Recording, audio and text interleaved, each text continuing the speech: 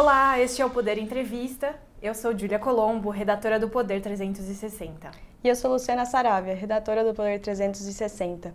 Vamos entrevistar hoje a deputada federal Tabata Amaral, que é pré-candidata à Prefeitura de São Paulo pelo PSB. Tabata Amaral tem 30 anos e está no seu segundo mandato como deputada. Deputada, obrigada por aceitar o nosso convite. Muito obrigada a vocês, um prazer conversar com vocês, Júlia, Luciana e com todos que nos acompanham nesse momento. Agradecemos também a todos os web espectadores que assistem a este programa. Essa entrevista é realizada ao vivo no estúdio do Poder 360, em Brasília, em 8 de maio de 2024.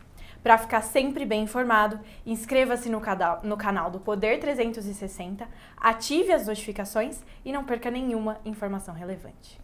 Deputada, eu vou começar essa rodada de perguntas com um tema que eu acredito que seja o mais latente no momento, que são as cheias históricas no Rio Grande do Sul. A gente está enfrentando o que a gente acredita ser um dos maiores desastres naturais que este país já viu. E eu gostaria de entender qual é a opinião da senhora quanto à resposta que o Brasil tem dado a essa crise humanitária e ambiental. Eu começo manifestando toda a minha solidariedade e dor e revolta que eu acredito que o país inteiro estão compartilhando nesse momento diante de uma tragédia tão grande. Nunca algo assim foi registrado no Rio Grande do Sul. A gente está falando de dezenas de pessoas que já perderam suas vidas, de centenas, milhares de pessoas impactadas. E eu acredito que cabem nesse momento aqui em Brasília apenas dois sentimentos: união e trabalho. Qualquer diferença ideológica, qualquer dessintonia entre poderes tem que ser esquecido nesse momento e nós precisamos trabalhar. E aí a gente vem focando em 3 áreas. A primeira delas é a gente garantir que todo recurso que pode ser redirecionado para o alívio do que está acontecendo tem que acontecer nesse momento. Cada um fazer a sua doação, divulgar os canais de doação, mas também aqui no Congresso Nacional a gente trabalhar com o governo federal para redirecionar recurso. A segunda coisa é a reconstrução. A gente precisa pensar no dia de amanhã e também como que essa reconstrução vai se dar. E a terceira delas, que é uma que eu estou bastante empenhada, é a gente não tratar isso como algo isolado, porque não é. A gente está sofrendo cada vez mais e cada vez de forma mais frequente. Foi o litoral norte de São Paulo, foi Pernambuco, o Rio Grande do Sul já tinha passado por isso, foi o Amazonas. Nós precisamos entender que as mudanças climáticas já são uma realidade. Infelizmente, a única certeza que a gente tem é que esses extremos climáticos vão ser cada vez mais frequentes. E a gente não está pronto para fazer esse debate. Eu estou desde 2021 trabalhando aqui no Congresso Nacional junto à bancada ambientalista para a gente aprovar um projeto que para mim é óbvio, que é que cada cidade tem um plano para lidar com as mudanças do clima. A engenharia que a gente usou para construir a ponte, fazer o pavimento, não serve mais. Onde a gente acha que é seguro se morar ou não, tudo isso vai ser questionado. A forma como a gente cuida dos recursos hídricos de cada cidade, a população está ficando sem água agora em Porto Alegre. Então, aos trancos e barrancos, esse projeto, que é o PL 4.129 de 2021, ele foi aprovado na Câmara, em todas as comissões do Senado, e a gente, enquanto bancada ambientalista, espera que diante dessa comoção, a gente consiga tratar mudanças do clima com a seriedade e prioridade que elas precisam. Então, falo desse projeto que é o número 1 da nossa lista, que é para adaptação às mudanças do clima, mas a nossa bancada ambientalista fez uma lista de projetos que aguardam há anos para serem aprovados, mas também uma lista de projetos retrógrados que contribuem para as mudanças do clima, mas que a gente ainda vê sendo debatido no Congresso Nacional. Interessante, deputada. Falando sobre a cidade de São Paulo especificamente, em março a cidade enfrentou alagamentos com as chuvas, corte de energia elétrica e até mesmo algumas mortes. A maior cidade da América Latina está preparada para lidar com esses extremos? Não. Infelizmente não. Eu cresci em uma ocupação na periferia de São Paulo e desde que eu me dou por gente eu tenho medo de chuva. Então não dá para a gente dizer que São Paulo comece a enfrentar agora fortes chuvas e eventos mais extremos. A gente sempre enfrentou. É que com as mudanças do clima a situação fica mais grave. E aí, dando só um exemplo, até fazendo conexão com esse trabalho que eu estou fazendo em Brasília, a cidade de São Paulo deve há 10 anos, ou seja, tem um prazo vencido há 10 anos, de apresentar para a sociedade um plano de gestão de riscos. Ou seja, São Paulo está há 10 anos sem ter um plano para lidar com as enchentes. Eu entrei na justiça contra a prefeitura, conseguiu o aval da Justiça e até agora a Prefeitura não elaborou esse plano ainda. Então a gente que é uma cidade construída em cima de rio, que sempre sofreu com as chuvas, especialmente no início do ano, e que agora tende a sofrer mais com as mudanças do clima, continua sem ter um dizer, um planejamento, uma direção para isso. E a gente precisa entender que está tudo conectado. Na hora que a gente não tem um programa de despoluição da represa, de despoluição dos rios, dos córregos, quando a gente tem uma cidade em que bolsões enormes, como acontece na Zona Sul, não estão conectadas à rede de esgoto, quando a gente não tem um programa robusto olhando para a drenagem nos mananciais, quando a gente insiste em solução antiga, construir piscinão numa cidade como São Paulo, isso já está ultrapassado. A gente tem que olhar para o que o mundo está fazendo, cobrir a cidade com parques que possam absorver essa água toda. Então, inclusive agora na pré-campanha e na construção do plano de governo, eu estou comprometida com a criação de uma secretaria voltada para recursos hídricos, porque a gente não sentou para ter essa conversa ainda, para entender que o córrego que está poluído, a casa que tem sem acesso a saneamento básico, as regiões que sempre alagam, está tudo isso conectado. Essa é uma bomba relógio, São Paulo não está pronta, não está se preparando e inclusive a gente vê discussões enormes, como foi a do plano diretor que aconteceu agora, que não mencionam a expressão mudança climática. É como se essas pessoas estivessem vivendo 100 anos atrás. Certo. Deputada, falando na pré-campanha, justamente, a gente está a 3 meses do começo oficial do período eleitoral, mas a gente já viu uma pré-campanha bastante movimentada. Por exemplo, o atual prefeito de São Paulo, Ricardo Nunes, organizou um jantar onde ele juntou várias lideranças partidárias. A senhora já está movimentando nesse mesmo sentido, procurando alianças? Como que está a campanha da senhora? Você falou, Luciana, e eu lembrei que eu estava domingo na missa e pensei, minha Nossa Senhora, faltam 5 meses para a eleição do primeiro turno. Com toda certeza. Acho que começando até da última fala que eu fiz, no dia 1º de maio, Dia do Trabalhador, a gente fez um grande evento de apresentação do time que está construindo o nosso plano de governo. Porque eu acho que esse é um diferencial nosso. Quando você se propõe a sentar, encarar os problemas de frente, apresentar a solução, você está menos preocupada em fazer o joguinho de torcida de esquerda ou direita, você está menos preocupada em falar o que viraliza nas redes sociais e em, de fato, ter condições de cuidar das pessoas e governar. E a gente fez a apresentação ali de 35 grupos de trabalho com grandes nomes da política nacional, não só paulistana.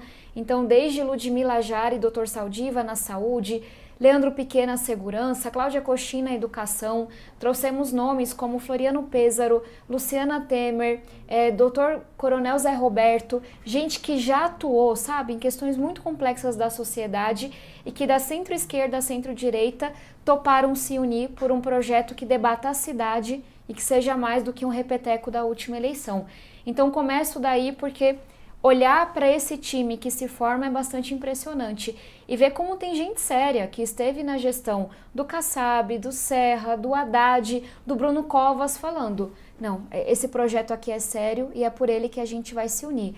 Então a principal aliança que a gente construiu até agora foi com esse conjunto de ex-secretários, ex-ministros, de gente parruda que vem para somar e da sociedade também. Então também tem lá Condizila, Mafone Odara, ministro Celso Laffer, gente que vem para dar peso, para dar tamanho, para dar concretude. Em relação aos partidos políticos, eu tenho um espectro menor com os quais eu posso conversar, infelizmente porque muitas conversas ainda são movidas por cargo, dinheiro e coisas que não são republicanas. Então, quem quiser conversar comigo sobre plano de governo, sobre cidade, sobre as principais questões de São Paulo, eu estou aberta. Mas hoje quem se mostrou disponível para essa conversa até aqui foi o PSDB. Então eu tenho conversas bastante avançadas com o PSDB, no entendimento de que eles indicariam em julho a vice e formaríamos assim uma coligação que, de novo, destoa das coligações dos demais, porque tem cola ideológica. A gente está falando de cidade. Não é vem pra cá que eu te entrego tal secretaria, ou coisas piores que a gente recebeu como denúncia, vem pra cá que eu vou te dar 4 milhões de reais em dinheiro vivo. Essa conversa a gente não faz. Deputada, o marqueteiro Pablo Nobel, que atuou na campanha do presidente argentino Javier Milei e do governador Tarcísio de Freitas, deixou a sua pré-campanha em abril. A senhora já escolheu um novo nome? Em relação à PLTK, o Pablo Nobel, foi uma decisão nossa. Encerrou o contrato, a gente entendeu que não faria sentido para a nossa pré-campanha continuar com essa equipe e com isso a gente abriu conversa com inúmeros profissionais e aí até por respeito a todos eles, a gente não está trazendo essa resposta agora, mas nas próximas semanas teremos uma novidade. Aguardaremos então. Por favor. Deputada, a senhora mencionou sobre o espectro político. A gente está vendo uma eleição já na pré-campanha tão polarizada quanto a de 2022. Estamos falando também dos dois nomes que estão à frente das pesquisas, que é o atual prefeito, Ricardo Nunes, que fala de Bolsonaro, e o deputado federal Guilherme Boulos, que fala de Lula. Deputada, em uma disputa tão acirrada, com uma brecha um pouco menor de oportunidade, como que a senhora pretende ganhar fôlego até as eleições de outubro? Meu pai era cobrador de ônibus e ele me ensinou quando eu era bem novinha que nos ônibus de São Paulo tem uma frase em latim, eu não falo latim, vocês não vão passar por isso, mas que diz que São Paulo conduz, não é conduzida. E eu trago esse aprendizado que meu pai me trouxe tão pequena, porque acho que esse deve ser o lema dessa conversa. São Paulo conduz, não é conduzida.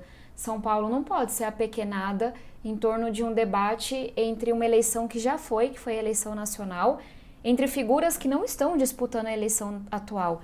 E a gente vem batendo muito nessa tecla. Lula e Bolsonaro não são candidatos nessa eleição. E a quem serve um debate que apequena. São Paulo não pode estar aqui para servir a um projeto de poder da esquerda ou um projeto de poder da direita. A gente tem que estar aqui como maior cidade do país, e aí puxando sardinha para o meu lado, como a cidade que é farol, que conduz, debatendo os temas da cidade, segurança pública, transporte, educação, empregabilidade, oportunidade. Então, quando a gente monta esse time de peso tão pesado que vai da esquerda à direita, é para dizer que a gente conduz, a gente não é conduzido. E São Paulo já deu esse recado na última eleição municipal. Apesar da polarização que a gente viveu em 2020, São Paulo elegeu Bruno Covas. Não elegeu o candidato nem do Lula, nem do Bolsonaro.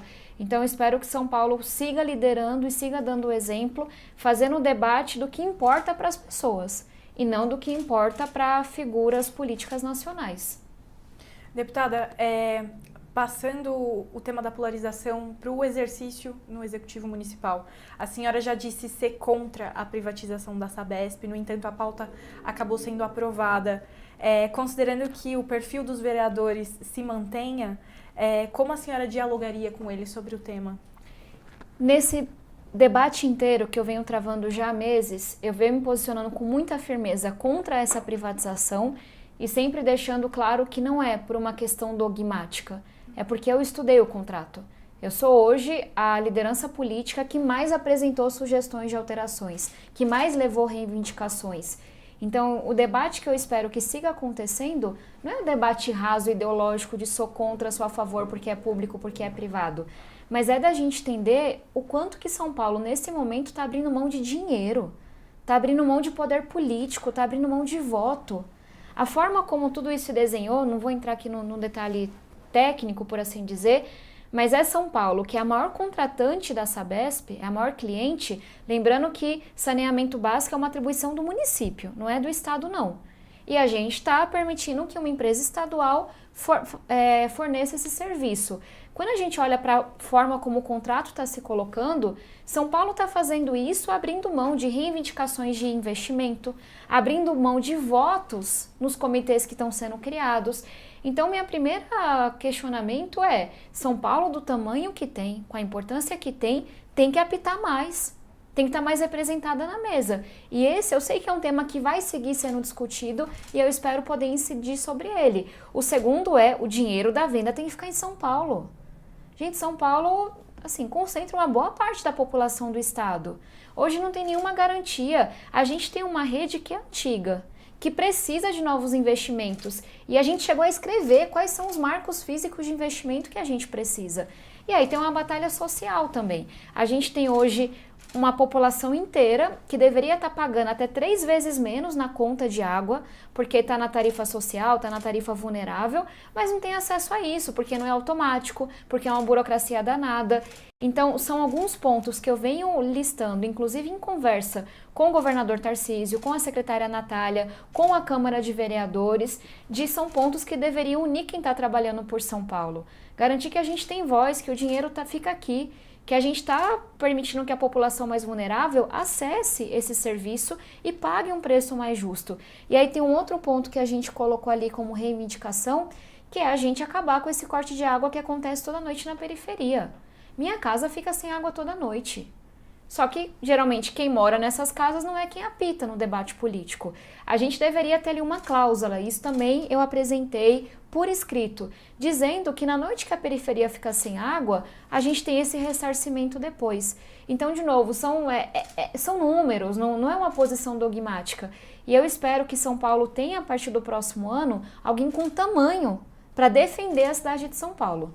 Porque hoje o prefeito está abrindo mão de tudo isso em troca de um apoio eleitoral do governador. A senhora mencionou de que a senhora está trazendo propostas ao governador e à secretária do Meio Ambiente. A senhora poderia falar mais sobre o que está sendo discutido? São alguns temas, e aí tentando resumir aqui o que eu trouxe. Primeiro, a gente acha que São Paulo deveria ter mais voz, mais votos no comitê. A gente acha que esse contrato deveria listar marcos físicos de investimento. O que é isso? Quanto de dinheiro você coloca no cano? Quanto de dinheiro você coloca por distrito em São Paulo? É nesse nível de detalhe.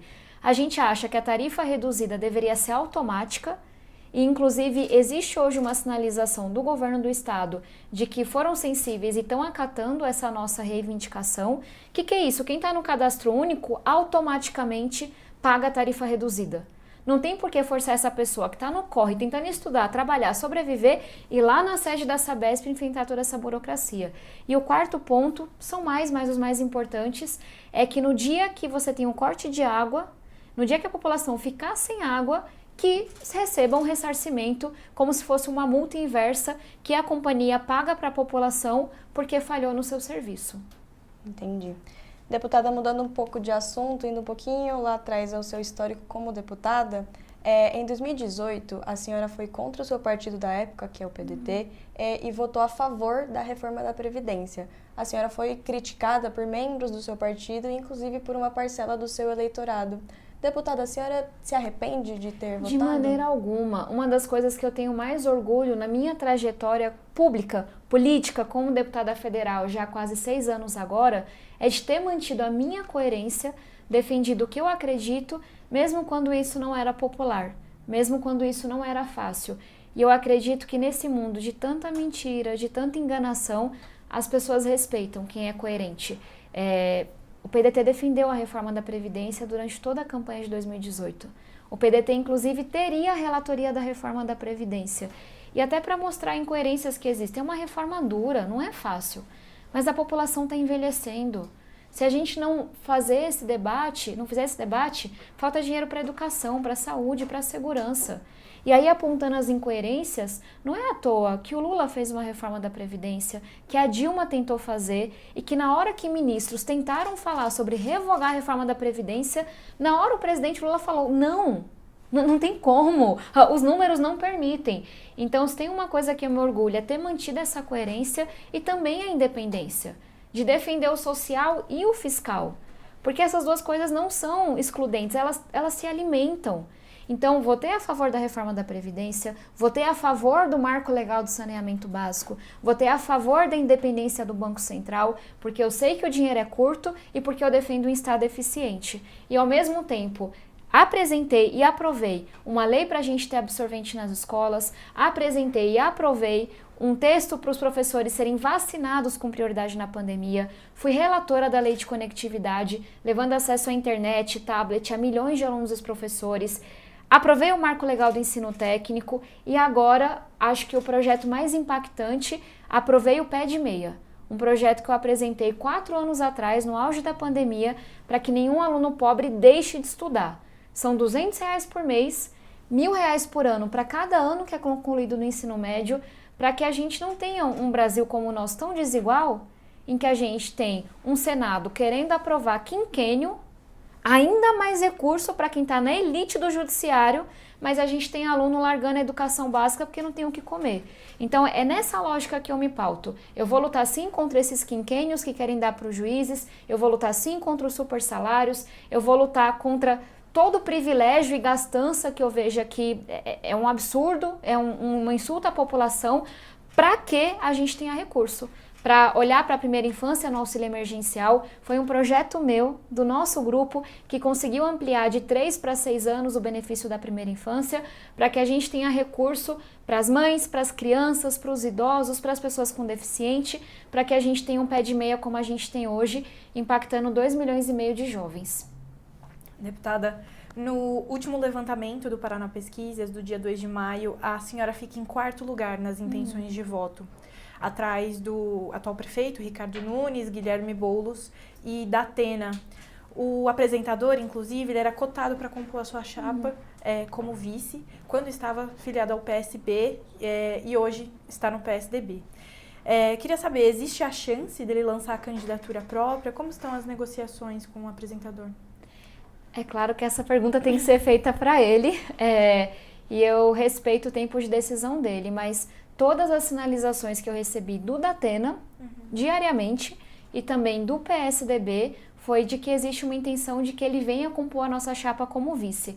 É claro que na política a gente tem que estar preparado até para quando um acordo é feito, infelizmente não é todo mundo que cumpre, mas as conversas continuam a mesma e acho que vale pontuar que em todas as últimas pesquisas eu figuro em 3º lugar entre 10% e 15%.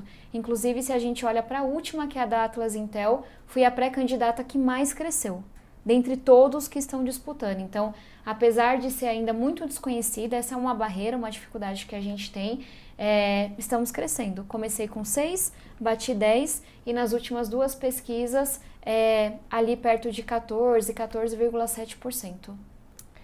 Deputada, uma das pessoas que tem endossado a sua campanha é o vice-presidente Geraldo Alckmin, que, claro, vocês são do mesmo partido. Nessas eleições, ele e o presidente Lula vão estar em palanques opostos dentro da cidade de São Paulo. E como a gente mencionou, tem sido uma campanha já bastante acirrada, com atritos, inclusive atritos que foram judicializados, tanto pela sua campanha, inclusive. A senhora vê brecha para desgastes dentro do governo por conta desses atritos que a campanha municipal de São Paulo já tem e os que vem a ter? O PSB é um partido independente, que hoje apoia o governo Lula, que foi absolutamente importante na última eleição nacional, mas um partido que tem 70 anos de história, de grandes quadros, fazedores. Eu acho que é isso que diferencia o PSB. A gente não é bom só de discurso, não, a gente é bom de entrega e com um projeto independente. E assim seguiremos nas cidades brasileiras, especialmente nas capitais. Então o PSB terá a candidatura própria, não só em São Paulo, mas também em São Luís, também em Recife, também em Curitiba, só para citar alguns exemplos. E acho que isso é muito compreendido por todo mundo, porque apesar de estarmos como aliados no nível nacional, somos um partido com convicções, trajetória, história próprias. E aí eu sempre brinco, se tem 2 pessoas que sabem dialogar e se entenderem, são o presidente Lula, o vice-presidente Geraldo Alckmin, eu tenho certeza que eles vão resolver isso muito bem, como estão resolvendo. E para mim é motivo de muita responsabilidade, mas também de muita alegria contar com o vice-presidente Geraldo Alckmin tão dentro desse nosso projeto. Certo. Bom, considerando todo esse contexto, na sua última entrevista para este jornal digital, a senhora disse que os seus prováveis oponentes na disputa pela prefeitura, dizendo que o Ricardo Nunes era pequeno e não sabia o que era governar uma cidade como São Paulo e que Guilherme Boulos não sabia dialogar. A sua opinião sobre ele se mantém? Exatamente a mesma. Sobre o atual prefeito, acho que o que não se manteve, o que alterou, foi o tanto de denúncias que vieram à tona nesses últimos meses. A gente tem uma prefeitura que decidiu colocar 5 bilhões de reais em obras sem licitação, sem transparência, que responde hoje a processos de superfaturamento, de carta marcada, de estar favorecendo grupos específicos.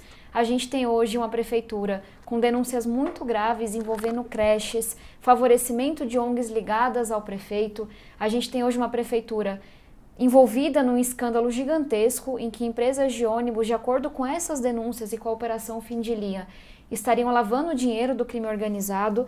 Então, acho que o que talvez tenha ficado mais claro nesses últimos meses é que não só a cidade de São Paulo não tem projeto, não tem visão, está se apequenando, mas que aparentemente tudo isso está servindo à corrupção. É o que essas denúncias estão indicando.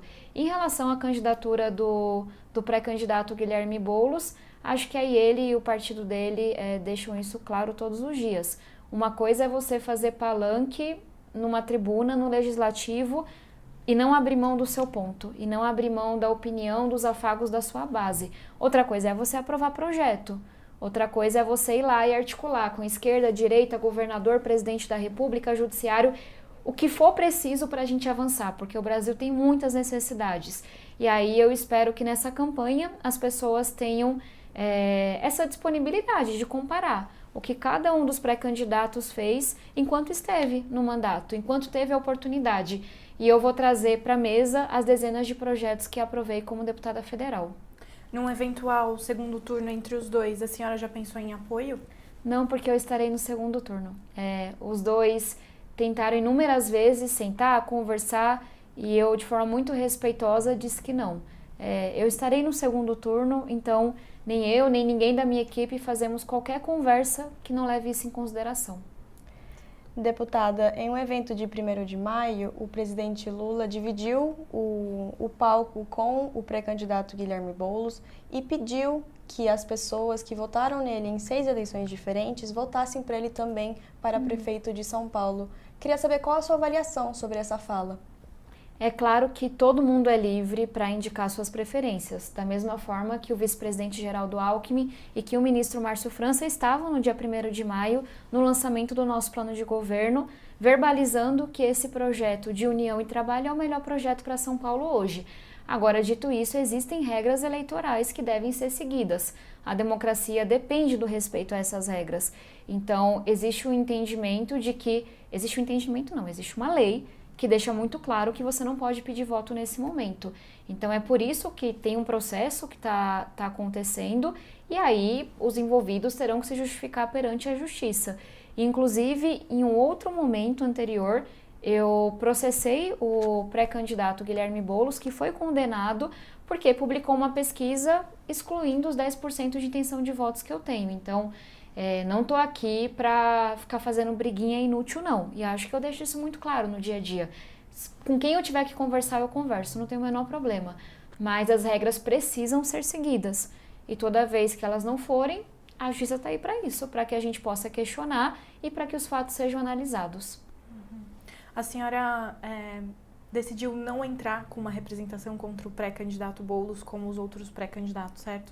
Essa foi uma adesão do partido como um todo. E tem muito a ver com o que vocês já trouxeram. A gente integra a base do governo hoje e como já havia uma ação transcorrendo e a nossa seria apenas a pensada, foi tomada uma decisão visando essa boa relação nacional de não entrar nesse caso específico.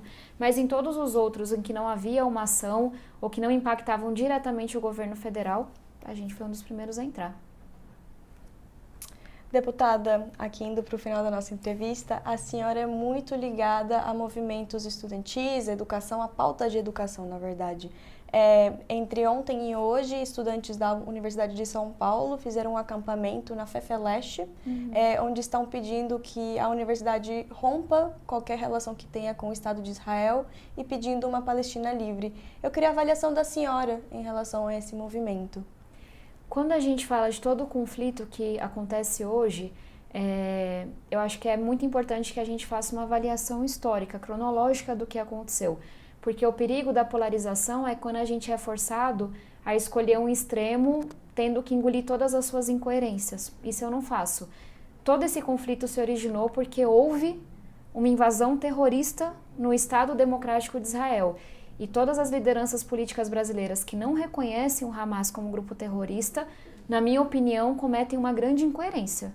Assim como cometem uma incoerência quando não reconhecem a ditadura que acontece hoje na Venezuela, na Nicarágua, ou quando não reconhecem o que foi a invasão da Rússia à Ucrânia. Então, só para dizer que não dá para a gente ser a favor da democracia, da liberdade, do Estado democrático de direito apenas quando é conveniente. apenas quando a gente gosta de quem está lá. Então, trago isso para dizer que o que acontece hoje e toda essa tragédia e os abusos, inclusive, que a gente vê sim por parte do exército israelense, tem que ser condenado. Toda guerra é uma tragédia, são milhares de mulheres e crianças que perderam sua vida inocentemente.